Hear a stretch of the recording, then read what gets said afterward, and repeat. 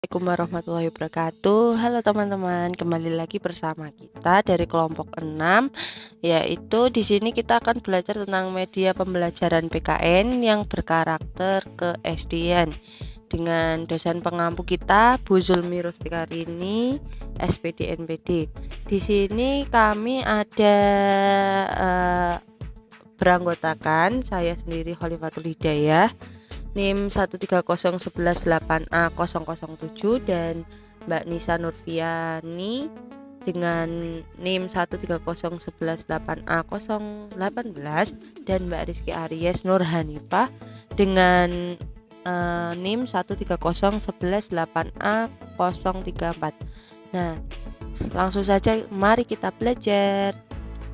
Nah, di sini kita akan membahas tentang media pembelajaran PKN yang berkarakter keSDN.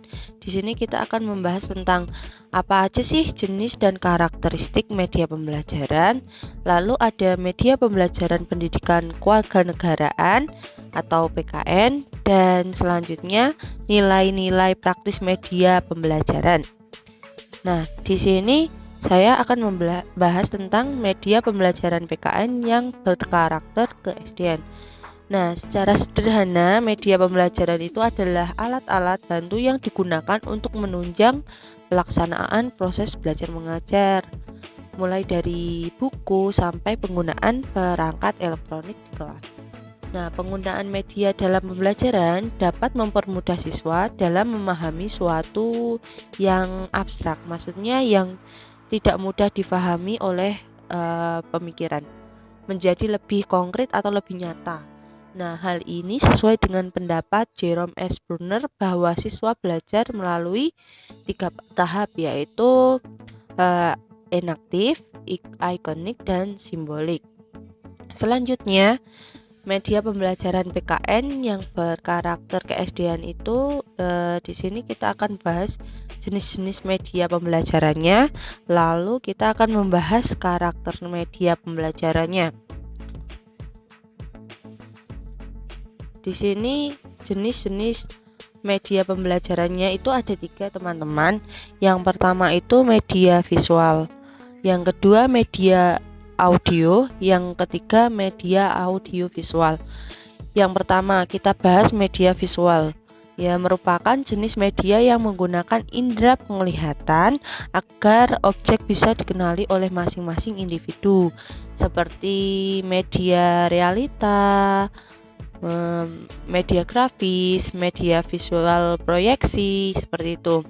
Terus kalau media audio itu merupakan jenis media yang menggunakan sumber suara sebagai bahan pembelajaran, seperti radio, terus kaset audio, seperti itu. Lalu yang selanjutnya itu ada media audiovisual. Di sini media audiovisual itu merupakan gabungan dari media sebelumnya, yaitu media visual dan audiovisual. Seperti contohnya media video, media komputer itu ya. Lalu selanjutnya karakter media pembelajaran. Setiap media pembelajaran itu memiliki karakteristik masing-masing yang dapat membuat hal tersebut menjadi unik dan digemari setiap orang. Ya, di sini kita akan membahas 3 pokok. Yang pertama karakter media visual, yang kedua karakter media audio, yang ketiga karakteristik media audiovisual. Yang selanjutnya akan diteruskan oleh Mbak Nisa. Silahkan Mbak Nisa.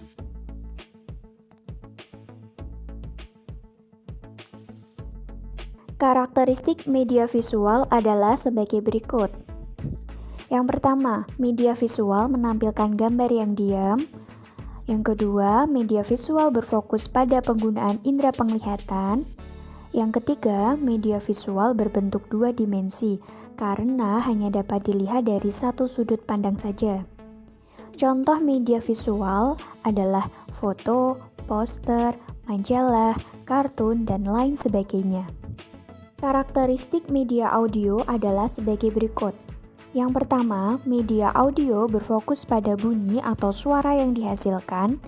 Yang kedua, media audio fokusan utama yang dituju adalah indera pendengaran.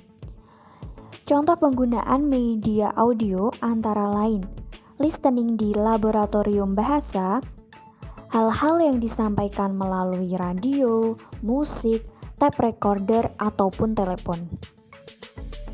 Karakteristik media audiovisual adalah sebagai berikut.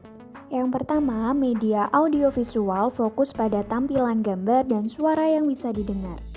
Kedua, media audiovisual mengutamakan indera penglihatan dan pendengaran.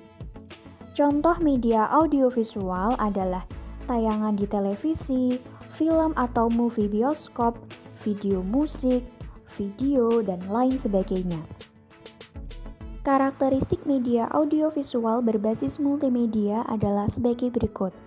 Yang pertama, identik menggunakan komputer dan internet. Yang kedua, dapat meningkatkan kreativitas masing-masing pengguna. Yang ketiga, bersifat interaktif, sehingga respon pengguna dapat diakomodasi. Contoh media audiovisual berbasis multimedia adalah animasi, visual reality, pembelajaran membuat video, grafis, dan lain sebagainya. Nah, selanjutnya kita akan belajar tentang media pembelajaran pendidikan kewarganegaraan.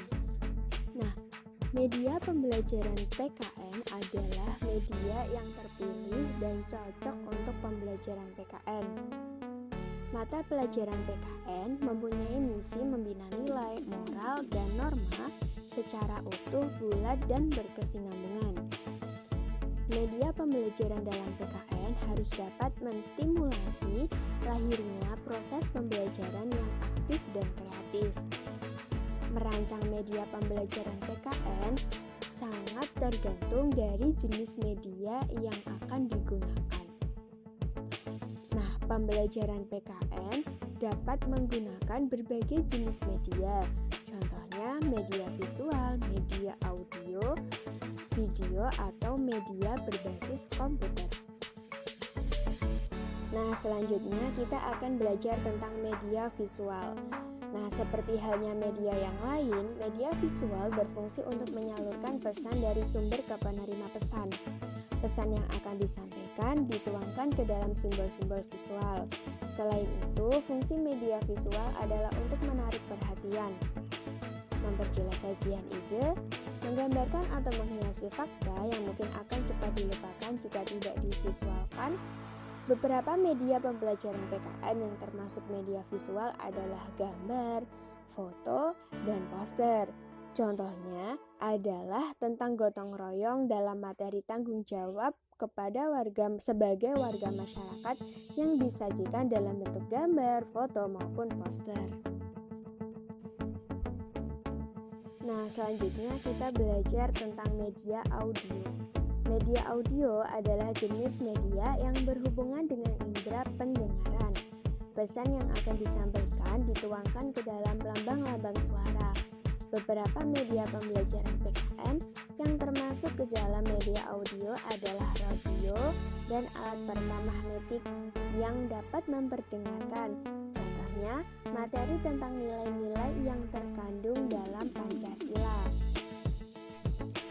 Yang selanjutnya adalah media audiovisual. Nah, media audiovisual ini contohnya adalah program TV, video, dan multimedia. Contoh dari penggunaan program TV sebagai media pembelajaran PKN adalah dalam program televisi menyajikan etika dalam kehidupan bermasyarakat. Nah, biasanya itu disajikan dalam program televisi. Kemudian video, contohnya adalah video toleransi keberagaman agama di Indonesia. Kemudian yang ketiga yaitu multimedia. Nah, multimedia ini adalah media yang mengkombinasikan antara teks, grafik, bunyi, animasi, dan video. Contohnya adalah games atau permainan tebak gambar tentang lambang sila dalam Pancasila. Selanjutnya kita akan belajar tentang nilai praktis dari beberapa media pembelajaran. Nah, sebelumnya kita harus mengetahui dulu apa itu nilai praktis dari media. Nah, nilai praktis dari media yaitu media dapat mengatasi berbagai keterbatasan pengalaman yang dimiliki siswa atau mahasiswa, sehingga media dapat mengatasi keterbatasan ruang kelas dan media memungkinkan adanya interaksi langsung antara siswa dan lingkungan. Kemudian, media menghasilkan keseragaman pengamatan dan beberapa nilai praktis lainnya. Menurut Raharjo, nilai-nilai praktis media pembelajaran itu meliputi yang pertama, membuat konsep yang abstrak menjadi konkret, membawa objek yang berbahaya dan sulit untuk dibawa ke dalam kelas. Yang ketiga, menampilkan objek yang terlalu besar. Keempat, menampilkan objek yang tidak dapat diamati dengan mata telanjang. Yang kelima, mengamati gerakan yang terlalu cepat dan lain sebagainya. Nah, sedangkan nilai praktis dari beberapa media pembelajaran adalah sebagai berikut. Yang pertama yaitu papan tulis. Papan tulis ini merupakan media yang banyak digunakan di sekolah-sekolah. Nah, nilai praktisnya apa sih? Yang pertama, biasanya sudah disediakan di dalam kelas. Kemudian, penyajian pelajaran dapat dilakukan dengan jelas selangkah demi selangkah secara sistematis. Kemudian, apabila terdapat kesalahan, maka guru akan dengan cepat dapat memperbaikinya. Kemudian ada untuk dapat merangsang anak untuk belajar atau bekerja lebih baik. Kemudian yang terakhir adalah dengan adanya papan tulis, mendorong motivasi belajar karena pada umumnya anak-anak senang bekerja pada papan tulis. Kemudian selanjutnya gambar. Nah, di antara media pembelajaran yang juga paling sering dipakai adalah gambar. Gambar ini sering digunakan karena merupakan bahasa umum yang dapat dimengerti dan dinikmati di mana-mana. Contoh nilai praktis dari media gambar adalah gambar bersifat konkret, gambar bisa mengatasi batas ruang dan waktu, mengatasi kekurangan daya mampu panca indera manusia, dapat dilakukan untuk menjelaskan suatu masalah, gambar mudah didapat dan murah, dan gambar mudah digunakan baik untuk perseorangan, kelompok, di dalam kelas. Yang terakhir adalah media pembelajaran berbentuk audiovisual yang dikemas dalam bentuk TV atau VCD. Nah, nilai praktis dari media TV atau VCD ini yaitu bersifat langsung dan nyata serta dapat menyajikan peristiwa yang sebenarnya, memperluas tinjauan kelas, dapat menciptakan kembali peristiwa lampau, dapat mempertunjukkan banyak hal dan banyak segi yang beraneka ragam, menarik minat anak, dan yang terakhir adalah menghemat waktu dan dapat diputar berulang-ulang.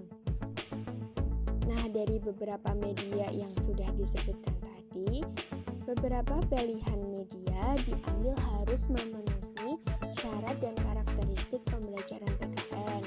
Misalnya, mampu mengajak siswa untuk berpikir kritis dan peka terhadap lingkungan. Contohnya adalah ketika kita belajar tentang pokok bahasan Sumpah Pemuda, maka media yang sesuai untuk pokok bahasan tersebut adalah media video. Media video dapat menghadirkan gambaran tentang tanah air Indonesia yang terdiri dari ribuan pulau, juga dapat menayangkan peta Indonesia.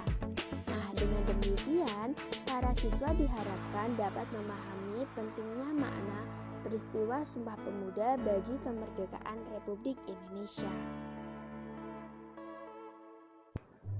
Itulah pemaparan dari kelompok kami. Terima kasih dan tetap semangat belajar ya. Assalamualaikum warahmatullahi wabarakatuh.